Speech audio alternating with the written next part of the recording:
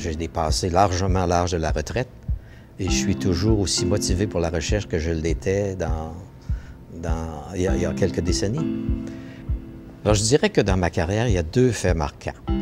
Le premier, c'est lorsque je me suis beaucoup impliqué dans les démarches qui ont conduit à la création du PEPS, comme on le connaît aujourd'hui.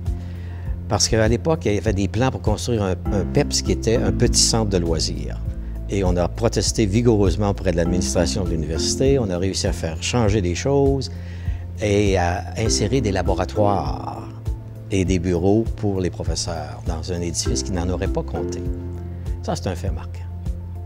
Un second, c'est lorsque j'ai décidé d'aller faire des études en génétique.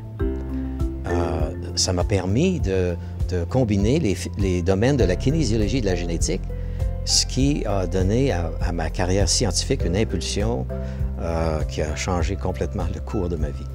Alors, il est important de soutenir la faculté de médecine de l'Université Laval. C'est une faculté qui a une très grande réputation au Canada, qui se classe parmi les meilleures, mais qui est dans un petit marché.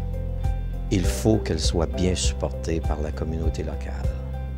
Et la meilleure façon de le faire, c'est évidemment par les subventions, les programmes gouvernementaux, mais surtout par la philanthropie.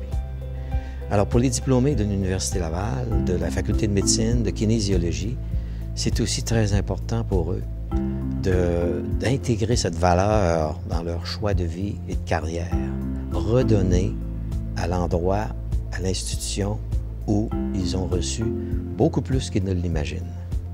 Alors, mon épouse et moi avons décidé que c'est une cause appropriée qu'on aimerait soutenir, et en particulier à l'Université Laval. Par ailleurs, nous sommes, mon épouse et moi, passionnés par les arts, par la musique, par la peinture, par les bons vins, par le voyage, et en fait une multitude de choses qui nous passionnent, ce qui probablement est aussi en corrélation avec le fait qu'on reste intellectuellement engagé et que la recherche continue toujours à me stimuler autant que lorsque j'étais un jeune étudiant.